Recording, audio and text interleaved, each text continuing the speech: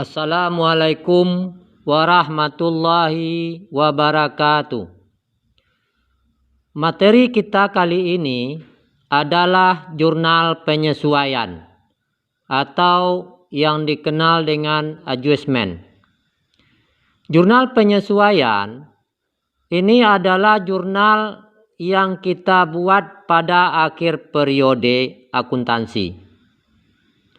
Setelah kita menyusun neraca saldo, maka kita perlu juga membuat jurnal penyesuaian.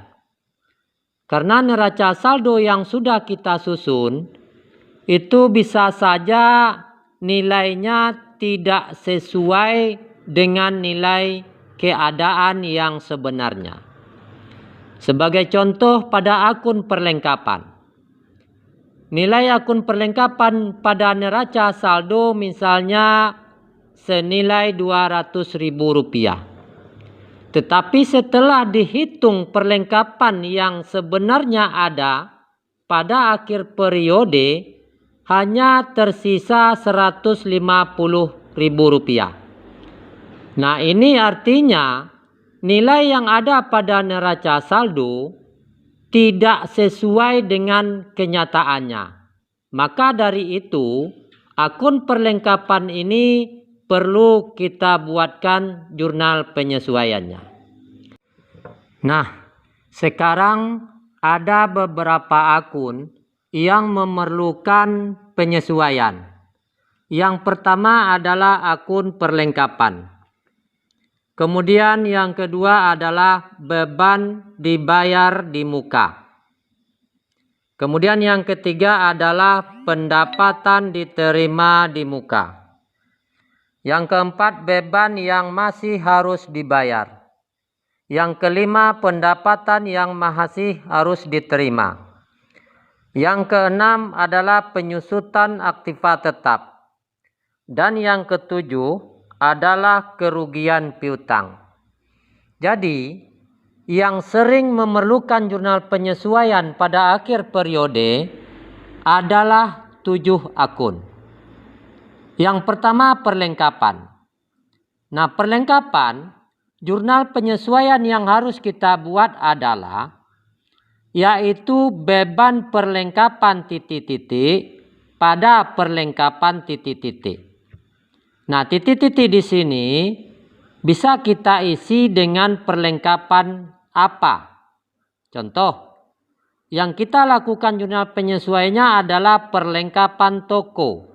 Maka, akun dalam jurnal penyesuaian yang kita buat tersebut adalah beban perlengkapan toko pada perlengkapan toko. Jadi, titik-titik kita isi dengan perlengkapan toko. Dan nilai yang kita cantumkan itu adalah nilai yang sudah habis terpakai. Kemudian yang kedua, beban dibayar di muka. Untuk beban dibayar di muka itu ada 2 anggapan. Yang pertama, beban yang dibayar di muka tersebut kita anggap sebagai beban. Kalau kita anggap sebagai beban, maka bentuk daripada jurnal penyesuaiannya adalah titik-titik dibayar di muka pada beban titik-titik. Nah, titik-titik ini bisa kita isi dengan beban apa yang kita bayar di muka tersebut. Contoh, misalnya beban sewa. Berarti sewa dibayar di muka pada beban sewa. Dan nilai yang kita cantumkan di sini, kalau kita anggap sebagai beban, adalah yang belum dijalani. Kemudian kalau kita anggap sebagai harta, jadi beban dibayar di muka tersebut bisa saja kita anggap sebagai beban dan bisa saja kita anggap sebagai harta. Kalau kita anggap sebagai harta, maka bentuk jurnal penyesuaian yang kita buat adalah beban titik-titik pada titik-titik dibayar di muka. Nah, titik-titik di sini kita isi dengan beban dibayar di muka tersebut apakah dia sewa atau beban lain-lainnya. Kalau dia beban sewa, berarti beban sewa pada sewa dibayar di muka. Dan nilai yang kita cantumkan, kalau kita anggap sebelumnya sebagai harta, maka nilainya pada jurnal penyesuaian adalah yang sudah dijalani. Nah, yang sudah dijalani dan yang belum dijalani bisa kita perhatikan contoh berikut.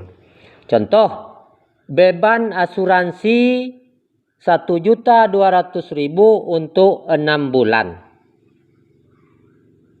Terhitung 1 Oktober 2020 sampai 31 Maret 2021. Nah, bisa kita lihat seperti ini. Dia terhitung 1 Oktober, berarti 1 bulan 10, 11, dan 12. Nah, pada bulan 12 ini kita sudah membuat laporan keuangan. Nah, bulan 10, 11, dan 12 ini merupakan bulan yang sudah dijalani. Sementara itu, bulan 1, bulan 2, dan bulan 3 ini masih belum dijalani. Jadi kalau kita perhatikan, ada tahun 2020 ada 3 bulan yang sudah kita jalani. Dan tahun 2021 juga tinggal 3 bulan yang belum kita jalani. Nah, jadi yang kita jalani adalah tahun 2020, yaitu terhitung bulan Oktober, November, dan Desember. Karena tanggal 31 Desember kita membuat laporan keuangan. Jadi di sini jelas bagi kita mana yang sudah dijalani dan mana yang belum dijalani. Kemudian yang ketiga, pendapatan diterima di muka.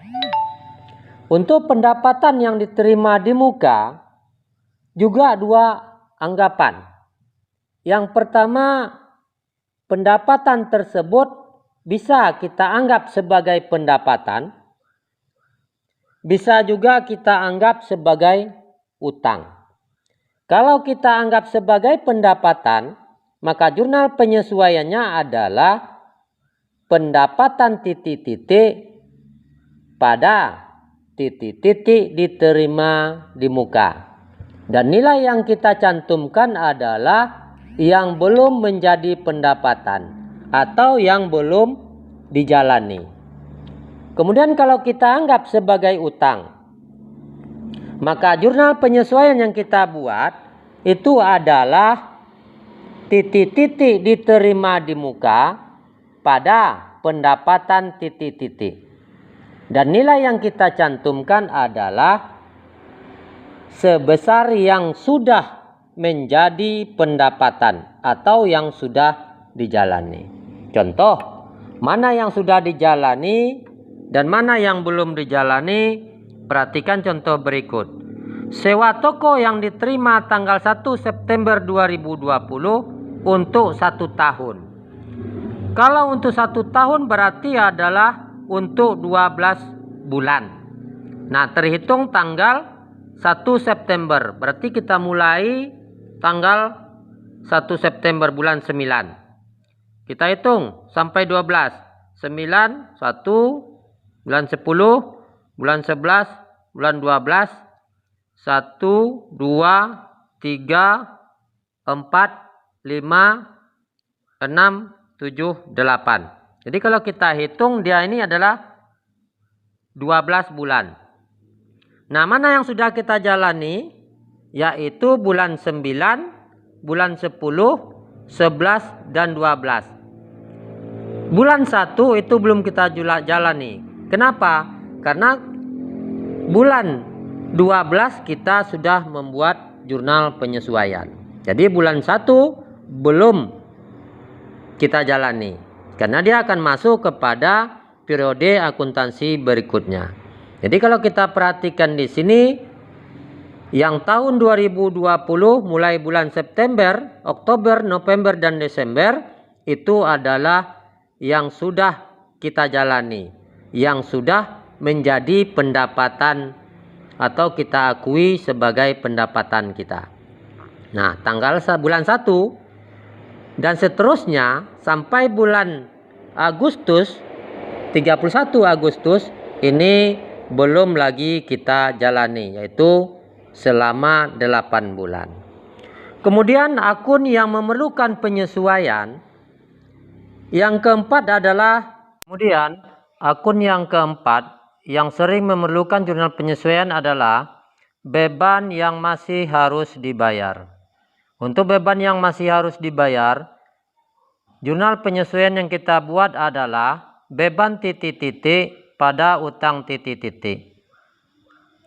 Nilai yang kita cantumkan adalah sebesar yang masih harus dibayar.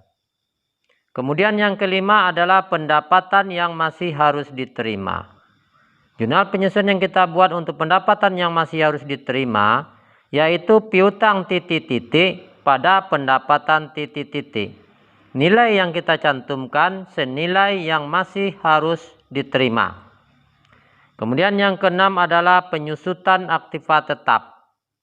Penyusutan aktiva tetap, jurnal penyesuaian yang kita buat adalah beban penyusutan titik-titik pada akumulasi penyusutan titik-titik senilai penyusutan yang terjadi.